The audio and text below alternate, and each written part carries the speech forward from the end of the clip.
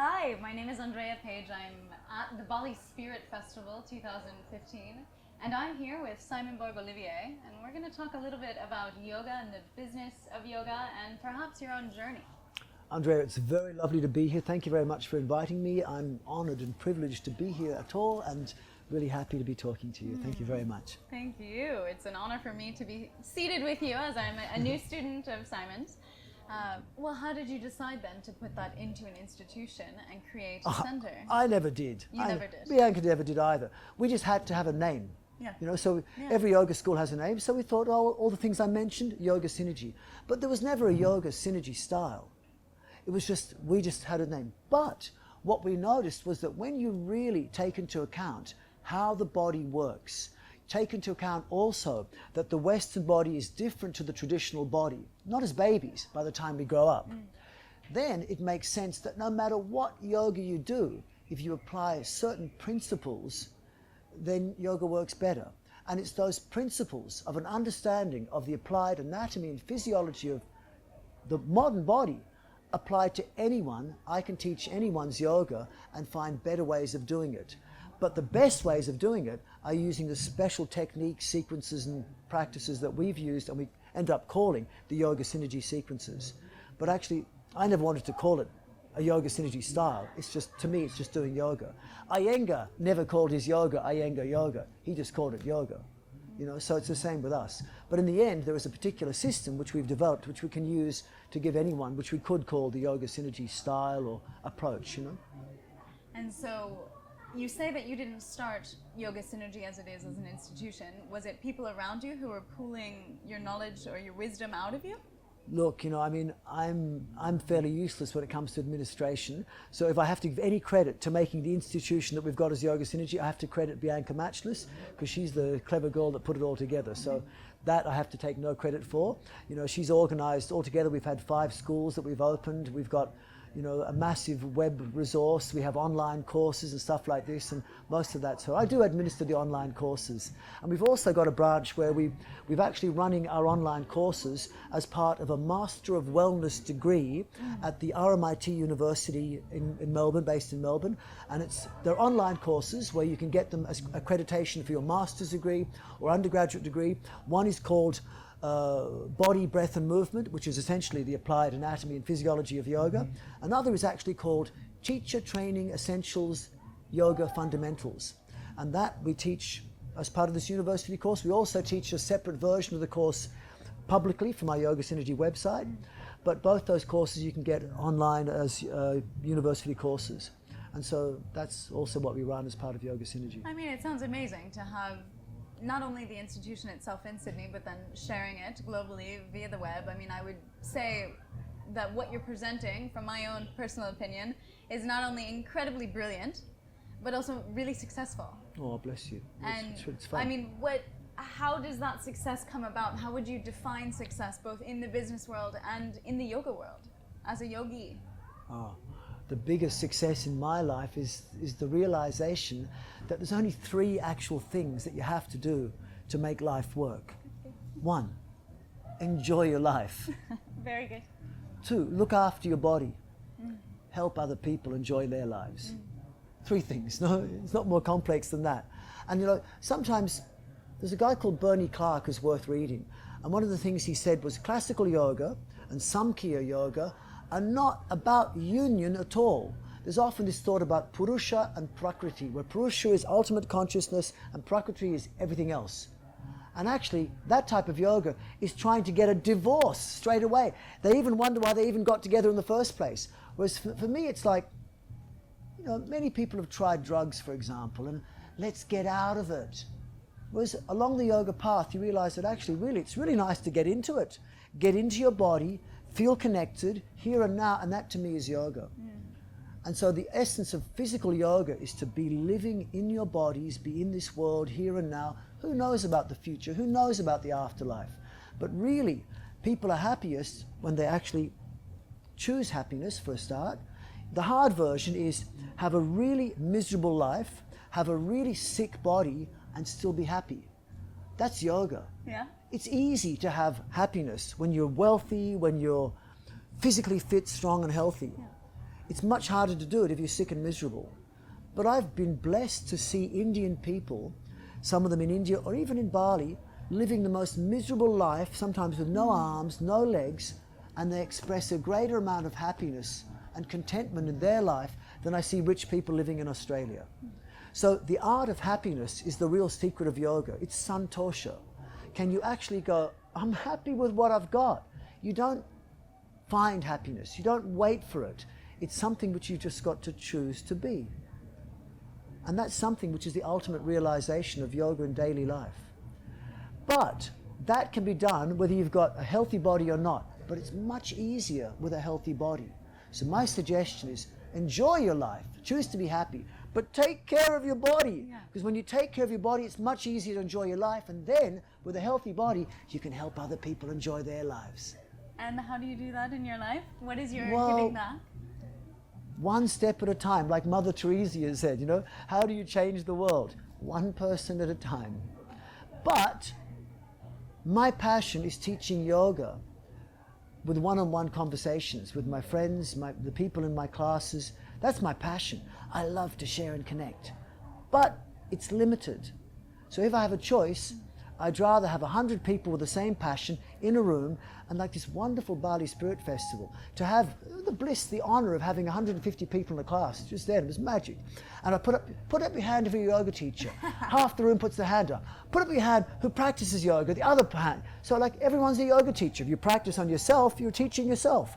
So to be in that bliss of being able to share things like I've told you now with 100 people at once, that's better. And if they can go share it with 100 people at once, that spreads it through the world a lot quicker, I figure. So that's what would be nice.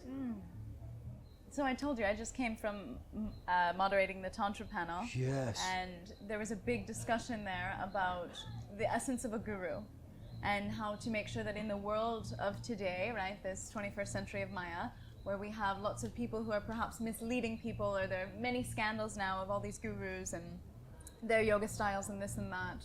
How do you make sure in your personal life, in your business life, in just you living yoga, that you can maintain integrity and authenticity in what you do? It's challenging in a world where sexuality is so important to many people. The way we look is important to so many people. That there's so much in the world of girls looking at boys, boys looking at girls, boys looking at other boys and girls looking at other girls, and everyone's having this stuff. So to let go of that is quite difficult for anyone, and a lot of people end up falling by the wayside. And I feel so sorry for many of these gurus who get told that they've done sexual misconduct, and it's like they're just human beings. Yeah. And I feel sorry for them. And I also have problems sometimes with different people, but I try as much as possible to treat people equally. And really, I love hugging a beautiful girl, but I love hugging an old, ugly person as well. I love hugging a big, fat, smelly man. I'll hug anyone. I love hugging people, But it's funny how if someone sees me hugging a beautiful woman, there's often judgment. Yeah. If someone sees me hugging a man, there's another type of judgment. So I try not to judge others, and I'm hoping that the resonance of me not judging others and trying to be equal to others will spread eventually.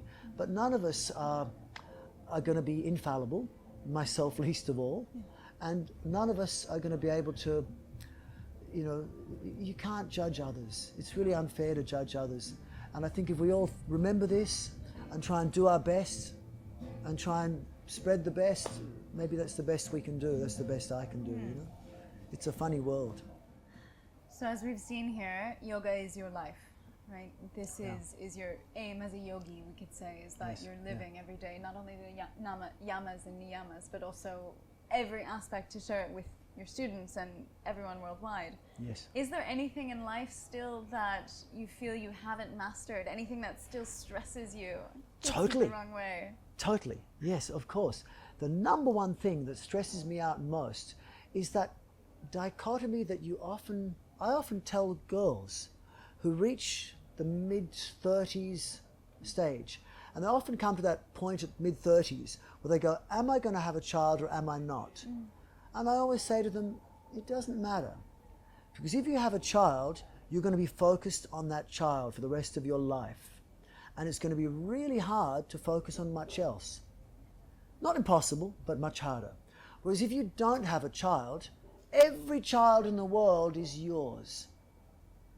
And this is the same with me, because a male has that as well. Maybe not as strong as a woman. But for me, is that I'm torn.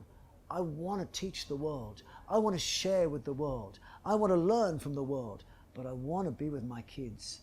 And that's my biggest stress. How can I be a good father to my two beautiful children and still share my message for the world? And that's the biggest stress. And part of that stress is to be a good father for my children. I've got to feed them. They're expensive to run. They're really expensive to run. And so part of that stress is that what I was saying to you before about the way I think yoga should be taught. Yoga should be taught slowly, gently, and safely. There's no shortcut. But in the beginning, it can seem boring. It's not something which should just excite you with endorphin release and overbeating of the heart, which will make people think they've got yoga. You can make someone generate endorphins, stimulate blood flow to the brain in a way where they feel like they're on, if you make people breathe a lot, they'll get really spaced out. But that's just cutting blood flow to the brain. You jack people's nervous system up by shooting adrenaline through them, by jacking up with back bends and making them tense their tummy. They will secrete endorphins and adrenaline. They will feel like after a class like that they're just like marijuana in the brain, cocaine, and then heroin. And they'll finish the class going, I feel great. I'm on a pranic high. No, you're just stoned. Whereas this yoga, which is very popular in the world, over-tensing, over-breathing, over-stretching, is popular in the short term, but it leads to problems. You become a drug addict, and it leads to joint problems as well.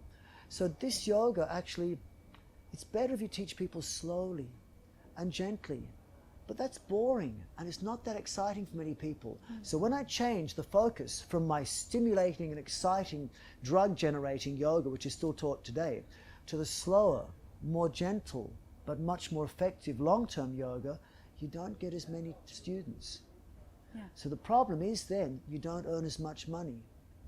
So ethically, I know what I have to teach, but it's a hard path because it's not the most popular yoga.